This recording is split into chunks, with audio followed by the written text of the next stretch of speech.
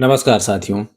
Federal bank का कल minutes आएगा जिससे ये पता चलेगा कि अमेरिका की मॉनेटरी पॉलिसी क्या रहने वाली है, वहाँ की इकोनॉमिक पॉलिसी कैसे रहेगी और साथ के साथ जो सितंबर में रेट ऑफ इंटरेस्ट बढ़ाए जाने की संभावनाएं थी, अब वो नहीं बढ़ेगा और कल भी रेट ऑफ इंटरेस्ट को एज इट इज रखे जाने का अनाउंसमेंट होगा।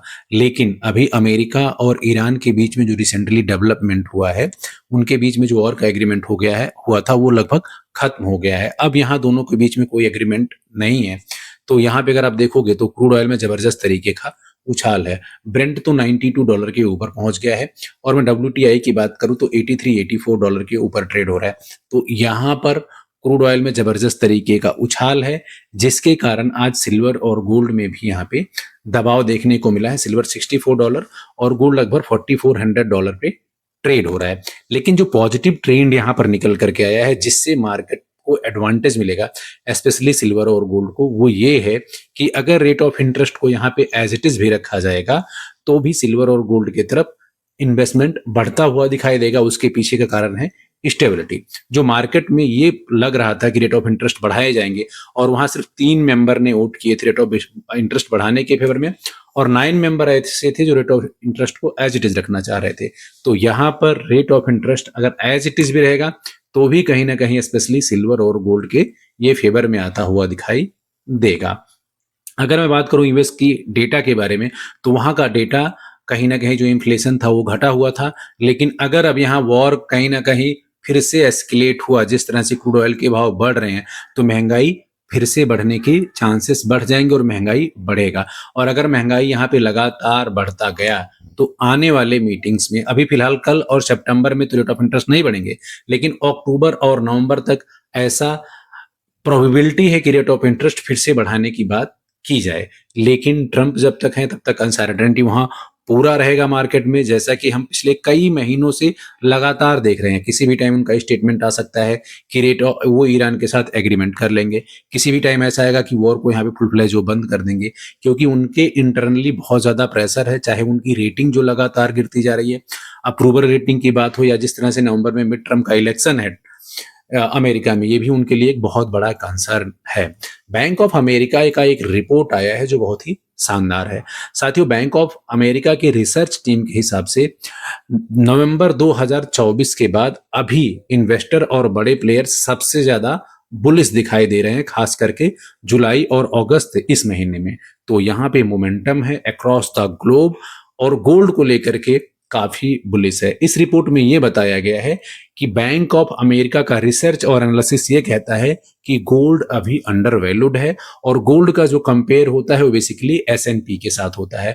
S&P अगर यहाँ 7700 7800 के आसपास ट्रेड हो रहा है, जो कि लगभग 8000 तक जाने की उम्मीद है, तो गोल्ड उससे लगभग कहीं ना कहीं, जो गोल्ड $4400 पे अगर आप देखोगे तो 2500 पॉइंट गोल्ड नीचे है। अगर उस टर्म्स में आप बात करो, गोल्ड $4400 पे और S&P अगर आप देखोगे तो 8000 जाने की संभावनाएं हैं।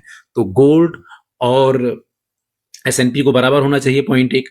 अब यहाँ S&P में बबल बनता हुआ दिखाई दे रहा है, ऐसा उन्होंने रिपोर्ट में बताया है। और वहां पर 15 से 20% की गिरावट और क्रैश होने की संभावनाएं बताई जा रही है, क्योंकि वहां पर इन्वेस्टमेंट लगातार बढ़ता जा रहा है लेकिन रिटर्न उस तरीके से नहीं आ रहा है और काफी दिनों से लगातार इन्वेस्टमेंट होता हुआ जा रहा है। तो प्रॉफिट बुकिंग की भी वहां पे संभावनाएं हैं और बिकवाली की पूरे चांसेस वहां पे हैं।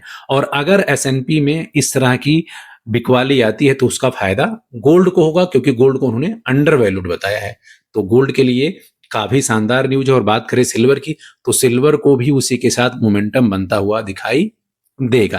अगर मैं स्पेशली इंडिया के इक्विटी की मार्केट की बात करूं, तो इंडिया के इक्विटी में अभी जबरदस्त तरीके का प्रेशर है, क्योंकि इंडिया के इक्विटी का जो लाइफ लाइन है वो क्रूड ऑयल है। अब अमेरिका और ईरान के बीच में यहाँ कन्फ्लिक्ट्स अगर बढ़ा और जिस तरह से क्रूड ऑयल के भाव लगातार बढ़ते जा रहे हैं, तो निफ्टी में और भी ज्यादा प्रेशर दिखाई देगा, जो कि फिलहाल दिखाई दे रहा है। 24,000 के आसपास अभी ट्रेड हो रहा है निफ्टी। अगर 24,000 का जो मेजर रेजिस्टेंस है वो ब्रेक हुआ तो फिर निफ्टी में और भी गिरावट की पूरी संभावनाएं हैं। अगर मैं बात यहाँ सिल्वर की करूं, तो सिल्वर $65 के आसपास ट्रेड हो रहा है, लेकिन पोटेंशियल बहुत ही जबरदस्त है सिल्वर में। और अगर सिल्वर यहाँ $67 को ब्रेक करता है तो सिल्वर आने वाले कुछ सेशन में उछल करके $71 तक जा सकता है। तो सिल्वर बुलिश है, मोमेंटम है। कल अगर यहाँ फेडरल बैंक का एज इट इज रहने का अनाउंसमेंट होता है और आने वाले टाइम में मॉनेटरी पॉलिसी के बारे में बताया जाता है कि आने वाले टाइम में किस तरह से उनकी पॉलिसी है, अगर ऐसा कुछ फेवर में आता है तो यहाँ पे बड़ा मोमेंटम देखने को मिलेगा और एक जो बड़े ब्रेकआउट का इंतजार है वो यहाँ से मिलता हुआ दिखाई दे रहा है। गोल्ड की अगर मैं बात करूं साथियों तो गोल्ड अभी अराउंड $4400 के आसपास ट्रेड हो रहा है और अगर ये बड़ा ट्रिगर यहाँ से मिलता है गोल्ड को तो गोल्ड अगर यहाँ पे $4495 को ब्रेक करता है तो फिर गोल्ड $4600 से लेकर के $4800 के रेंज तक चला जाएगा, जो कि कहीं ना कहीं यहाँ पे तमाम, चाहे वो बैंक ऑफ अमेरिका का रिसर्च हो या जिस तरह से अगर आप देखोगे तो यूएस के बॉन्ड का भी एक तरह का बबल ही है। आज हल्का सा वहां पे मजबूती दिखाई दे रहा है लेकिन बहुत ही नॉमिनल है। डॉलर इंडेक्स में भी हल्का सा मजबूती है लेकिन वो भी नॉमिनल है। कल डॉलर इंडेक्स अगर मैं डॉलर इंडेक्स की बात करूं तो 99.1 आ गया था लेकिन आज वो बढ़कर के 99.5 आ गया है। हल्की सी वहां पे मजबूती है लेकिन डॉलर इंडेक्स का भी यहाँ पे कहीं ना कहीं एक बबल है क्योंकि डॉलर इंडेक्स को अभी फिर और सपोर्ट मिलेगा अगर क्रूड ऑयल यहाँ पे महंगा हुआ।